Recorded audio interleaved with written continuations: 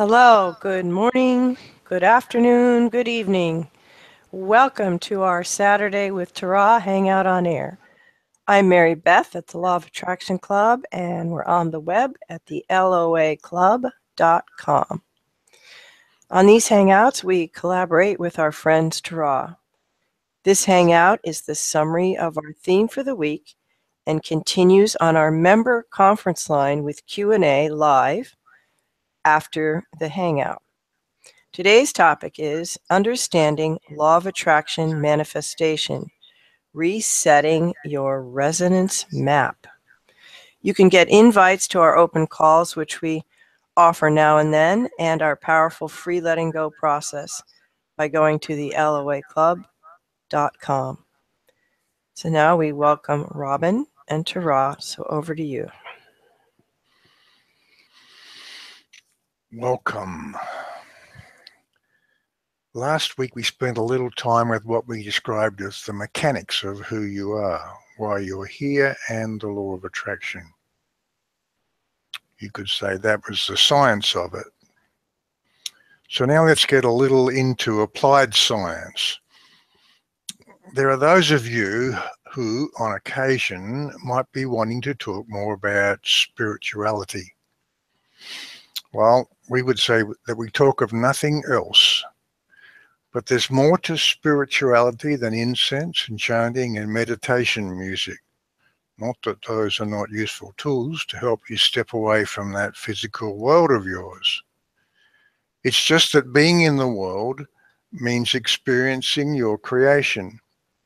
And joyfully making changes to that creation is actually what you came here to do.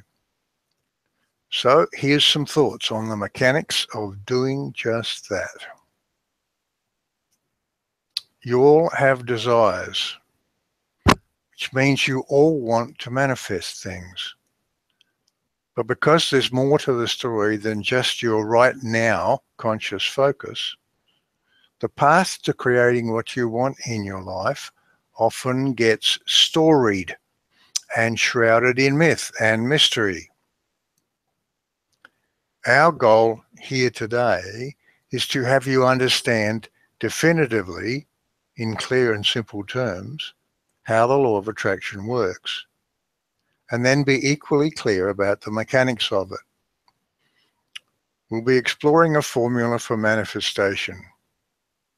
We want to demystify it, because each one of you can change your vibrational frequency to be in sync with the things that you want. It's a formula for resetting what you could call your resonance map. We'll start with a few important questions to set the stage here. Is the law of attraction absolute? Yes. 2. Are there other fundamental laws affecting how things manifest? No. 3. Can anyone use the law of attraction? No. You cannot not use it. 4. Are you personally manifesting every single thing in your experience? Yes. 5. Is manifesting something simply a matter of focusing upon it? No. 6. Is there such a thing as manifestational lag? No. 7. Can you learn and apply a formula for creating what you want? Yes. And so in some more detail, let's begin with, is the law of attraction absolute? Indeed, it is. The first desire you ever had created the first version of the consciousness that is you.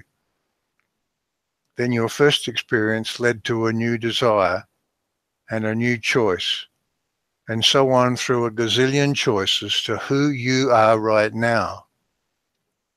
With each new choice, you step into a new version of you, and each of those versions always exists within its unique matching context. For the here and now you, that context is the physical and non-physical you and the worlds around you. New choice equals new context. That's what you call the law of attraction. And it's about as fundamental as anything can be. 2. Are there other fundamental laws affecting how things manifest? No. If you hear of other cosmic laws or tenets of existence, they are either extensions of the law of attraction or they have been created as a part of someone's story. At the core of it all, as you might inherently expect, the truth about the essential nature of everything is elegantly simple. To you who are time and space-oriented creatures, some of the concepts may seem radical and a little difficult to imagine, because there is no time or space or shape in all that is. But once you step away from those constructs, there's nothing complex about the story of everything. 3. Can anyone use the law of attraction? No. You cannot not use it. Now we know we're being a little cute about our wording here, but that's for good reason. Some talk about using the law of attraction as if it's something optional, like a spade you choose to pick up and use if you want to dig a hole. And this comes from thinking of the world as something that's out there that you're sharing with all those other people. This concept here is that from time to time, you can turn it on and make a few changes to a few things. But if you keep on down that path, you find yourself with a law that means not much of anything. And that's when you end up with a complex story and 7 or 700 other so-called cosmic laws. 4. Are you personally manifesting every single thing in your experience? Yes. Once again, because there is no world out there. It's a virtual reality you're creating in your mind. It's all an inside job. And it's only one version of an infinity of versions. In this particular version you've stepped into, you've attracted as a context the particular versions of everybody and everything that match this version of you. Different versions of you exist in different versions of reality and are matching up with different versions of everyone else. But the here and now consciousness that is you experiences only one version. It's your personal movie, and you alone are writing the screenplay. 5. Is manifesting something simply a matter of here and now focusing upon it? No. There's a definition of you and your context. Earlier we called that your resonance map. The conscious you is having experiences and making new choices. Then you save those decisions into what we'll call your superconscious. And mostly you never think about them again. That resonance map defines everything about you and around you. It creates the stage upon which you are playing. If you focus on a new choice and there's nothing in that map that contradicts it, it becomes a new part of the map and a new part of you. If contradictions exist, then resolution must take place before manifestation occurs. 6. Is there such a thing as manifestational lag? No. Well, it's not like there's some sort of inbuilt delay involved. Remember, it's all an inside job. When you woke up this morning, how long did it take for reality to appear? The bed, the floor, time, and gravity were all there instantly because, and only because, you knew at all levels of your being, in your resonance map, that they would be. Now, to change something in your world, you have to change that map. And that may mean unlearning some of what you know right now. And that may take a little time. You have to replace some of that deep down stuff you know with that new idea, that new belief. 7. Can you learn and apply a formula for creating what you want? Yes, indeed you can. It starts, of course, as a conscious choice to believe something new. And that involves, even more importantly and fundamentally, acknowledging to yourself that there's nothing inherently true about anything you previously chose to believe. It starts with accepting that there are no essential facts about that world of yours that were not your choice to begin with. They were simply choices you once made, and that was then, and this is now. You can simply make new choices. So the formula for manifestation is all about replacing or overwriting those old belief choices with the new ones. Of course, if what you want to do is already on the map, so to speak, and in an area that you know is accessible, you manifest things easily and instantly.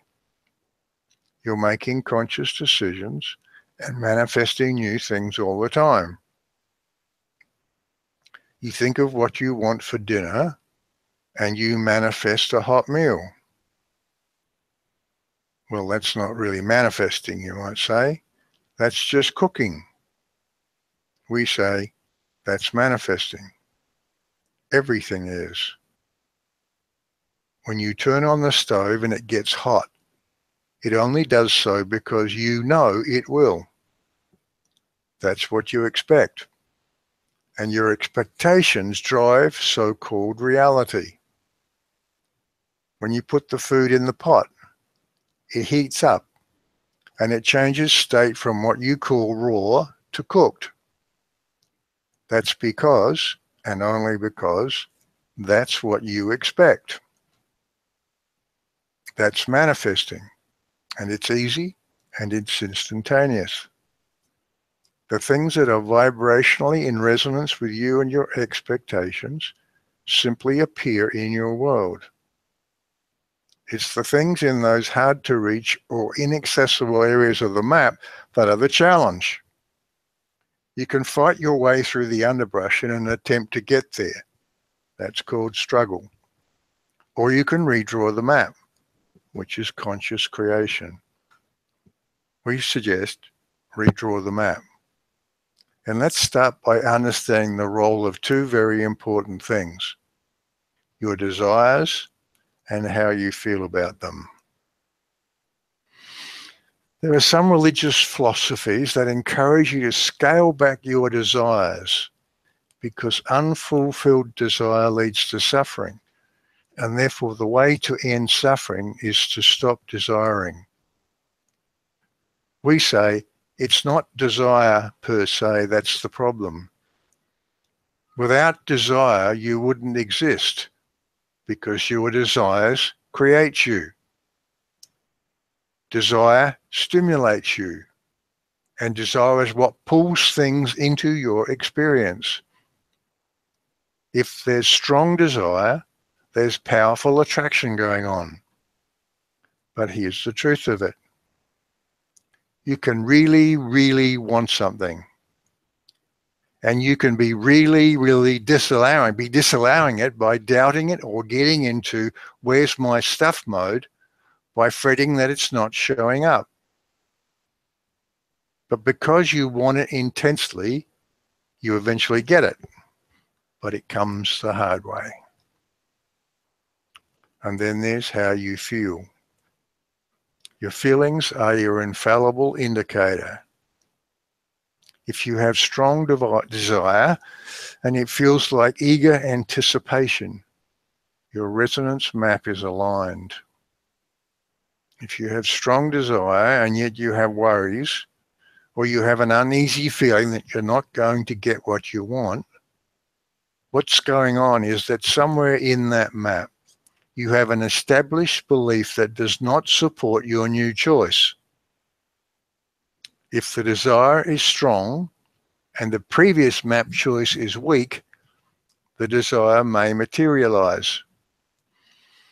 But it may take a while, and it would likely not be the joyful, flowing, creative experience it could be. So be aware of any doubts. Be honest with yourself and know how you feel. If there's dissonance, it's time to reset that map. Then find a process that lets you do that reset. This is what Abraham calls allowing. We call alignment. It's aligning the conscious thinking you with that superconscious stored resonance map.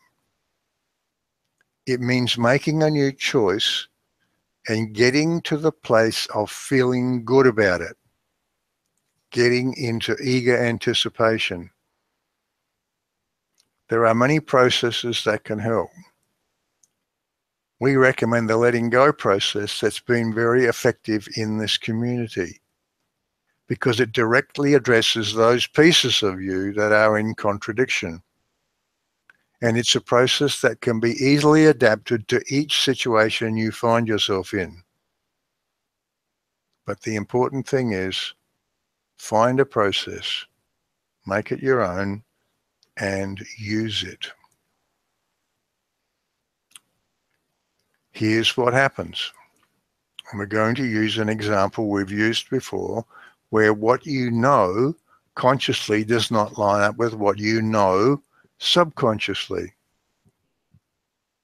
Try moving something you use a lot, like your waste paper basket, from, say, right to left. Consciously, you know it's on the left. But for a while, it will be very obvious what your subconscious believes. Because when you're not thinking about it, you'll be throwing that paper, as you always have done, to the right. That's a contradiction. That's misalignment. Over time, a few weeks or months, you retrain your subconscious and you'll once again be in alignment. Whatever you do, take a stand with yourself. Nothing is more important than learning how to feel good on a consistent basis. When you're feeling good, you're on the path to where you want to go, and you're doing what you came here to do, to create new things in this focused world of yours. And now we move to our longer discussion and to your questions.